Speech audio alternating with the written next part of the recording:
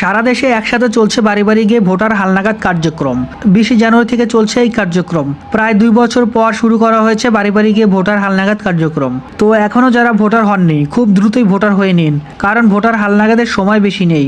20 জানুয়ারি শুরু হয়ে পরবর্তী 2 সপ্তাহ পর্যন্ত চলবে ভোটার হালনাগাদ কার্যক্রম। তবে জেলা উপজেলা ভেদে সময় কম হতে পারে। যাদের জন্ম 2008 সালের 1 জানুয়ারি ইতিমধ্যে ভোটার হননি, এখন চলমান ভোটার হালনাগাদে ভোটার হতে পারবেন। এখনো যারা ভোটার হননি বা যাদের বাড়িতে ভোটার হালনাগাদ কর্মীরা এখনো আসেনি, আপনারা চাইলে আরো 2-1 দিন অপেক্ষা করে দেখতে পারেন। তারপরও যদি আপনার বাড়িতে ভোটার হালনাগাদ কর্মীরা না এসে থাকে, তাহলে ভালো হবে খুব বেশি অপেক্ষা না করে যত দ্রুত সম্ভব আপনার জেলা উপজেলা নির্বাচন কমিশন অফিসে গিয়ে প্রয়োজনীয় ডকুমেন্ট বা কাগজপত্র জমা দিয়ে ভোটার হওয়ার জন্য আবেদন করা। কারণ সময় চলে গেলে ভোটার হওয়াটা একটু বেশি ঝামেলার। আর আপনি যদি না জেনে থাকেন নতুন ভোটার হওয়ার জন্য আপনার কি কি কাগজপত্র বা ডকুমেন্ট প্রয়োজন হবে, এই বিষয়ের উপরে আমার চ্যানেলে অলরেডি একটা ভিডিও দেওয়া রয়েছে, যার লিঙ্ক আমি ডেসক্রিপশন বক্সে দিয়ে দিব, চাইলে আপনারা ভিডিওটা দেখে নিতে পারেন। বাংলাদেশ নির্বাচন কমিশন হতে ভোটার হালনাগাদ কার্যক্রমের সময়সূচি প্রকাশিত হয়েছে, যেখানে চলমান ভোটার হালনাগাদে কারা ভোটার হতে পারবেন, কতদিন চলমান থাকবে এই কর্মসূচি, কোন কোন কার্যক্রম কত তারিখ পর্যন্ত চলমান থাকবে এবং কবে ছবি তোলা এবং বায়োমেট্রিক দিতে হবে ইত্যাদি বিষয় উল্লেখ করা হয়েছে। তো এখন আমরা নির্বাচন কমিশন হতে প্রকাশিত সময়সূচি দেখে সকল বিষয় জেনে নেই। তাহলে চলুন আমরা সময়সূচিটা একটু দেখি। এই হচ্ছে বাংলাদেশ নির্বাচন কমিশন হতে প্রকাশিত 2025 সালের ভোটার হালনাগাদ কার্যক্রমের সময়সূচি। তো এখন আমরা এই সময়সূচি থেকে আমাদের প্রয়োজনীয় এবং গুরুত্বপূর্ণ তথ্যগুলো দেখে নেই। সময়সূচির প্রথমে কিছু গুরুত্বপূর্ণ তথ্য দেওয়া রয়েছে, আপনারা দেখতে পাচ্ছেন, যেটা হচ্ছে 20 জানুয়ারি 2025 তারিখ হতে পরবর্তী 2 সপ্তাহ পর্যন্ত চলবে ভোটার হালনাগাদ কার্যক্রম বা বাড়ি বাড়ি গিয়ে ভোটারদের তথ্য সংগ্রহ করা। এরপরে এখানে দেওয়া রয়েছে 2008 সালের 1 জানুয়ারি অথবা তার পূর্বে যাদের জন্ম, বিগত ভোটার হালনাগাদ কার্যক্রমে যারা বাদ পড়েছেন তাদেরকে এবার তালিকাভুক্ত করা হবে। তো এখন আমরা এই সময়সূচির মেইন পয়েন্টগুলো দেখে নেই।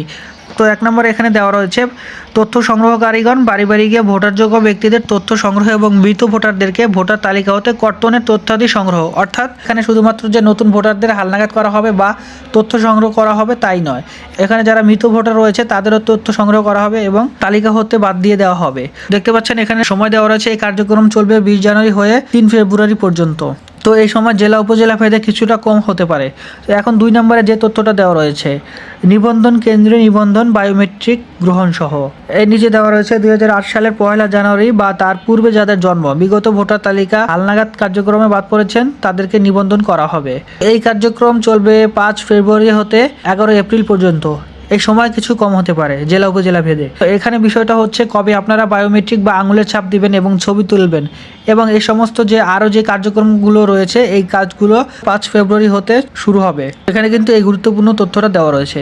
এখন এখানে কিন্তু আরও কিছু তথ্য দেওয়া রয়েছে, যেমন 3 নম্বরের তথ্যগুলো দেওয়া রয়েছে, উপজেলা থানা নির্বাচন অফিসারের কার্যালয়ে ভোটার এলাকা স্থানান্তরের আবেদন গ্রহণ, মৃত ভোটারদের নাম কর্তনের তথ্যাদি এবং নতুন ভোটারদের তথ্য গ্রহণ। এই কার্যক্রম চলবে 12 ফেব্রুয়ারি হতে 16 এপ্রিল পর্যন্ত। অর্থাৎ আপনারা 12 ফেব্রুয়ারি হতে 16 এপ্রিলের মধ্যে আপনারা যারা অন্য অন্য জেলা বা উপজেলায় ভোটার রয়েছেন, যারা ভোটার ঠিকানা স্থানান্তর করবেন, তারা এই সময়ের মধ্যে আবেদন করতে পারবেন। এবং এই আবেদন করতে হলে আপনাদের জেলা উপজেলা থানা নির্বাচন অফিসারের কার্যালয়ে গিয়ে আবেদন করতে হবে। এরপরে 4 নম্বরে খসড়া ভোটার তালিকার প্রকাশ সম্পর্কে তথ্য দেওয়া রয়েছে এবং এই কার্যক্রম চলবে 5 মে পর্যন্ত। তো সকল কার্যক্রম শেষ হলে যে খসড়া ভোটার তালিকা প্রকাশ করা হয় এখানে সেই বিষয়ে বলা হয়েছে। তো এখান থেকে আমরা গুরুত্বপূর্ণ তথ্যগুলো জেনে নিলাম এবং আমাদের যে প্রয়োজনীয় তথ্যগুলো রয়েছে সেগুলো আমরা দেখে নিলাম। তো এই তালিকাটা আমরা সম্পূর্ণটা আরেকবার একটু দেখে নিই, চাইলে আপনারা এটা এখান থেকে পড়ে নিতে পারেন। এছাড়াও এই তালিকাটার পিডিএফ ফাইল আমি আমার টেলিগ্রাম চ্যানেলে দিয়ে দেবো, চাইলে আপনারা ওইখান থেকে এই পিডিএফ ফাইলটা ডাউনলোড করে নিতে পারেন। এটা 2 পেজের একটা পিডিএফ ফাইল, আপনারা চাইলে এখান থেকে ডাউনলোড করে নিজেরা দেখে নিতে পারবেন। তো এই যে গুরুত্বপূর্ণ বিষয়গুলো আপনাদের সামনে আমি আজকে দেখিয়ে দিলাম এবং জানিয়ে দিলাম আপনারা কবে ছবি তুলবেন বা ভোটার হচ্ছেন, কত তারিখ পর্যন্ত চলবে এবং কবে আপনাদের ছবি তোলার ডেট আসবে। তো এছাড়া এই ডেটগুলোতে কিছু কম হতে পারে। এই জেলা উপজেলা ভেদে আপনারা যখন ভোটার হালনাগাদ করবেন তখন আপনারা কর্মীদের কাছ থেকে আপনাদের ছবি তোলার ডেট জেনে নেবেন। তো এই ছিল আজকের ভিডিও, আশা করছি আপনাদের ভিডিওটা ভালো লাগবে। যদি ভিডিও ভালো লাগে অবশ্যই চ্যানেলটাতে সাবস্ক্রাইব করতে ভুলবেন না। তো আজকে এই পর্যন্তই, কথা হবে অন্য কোনো ভিডিওতে। সবাই ভালো থাকবেন, আসসালামু আলাইকুম।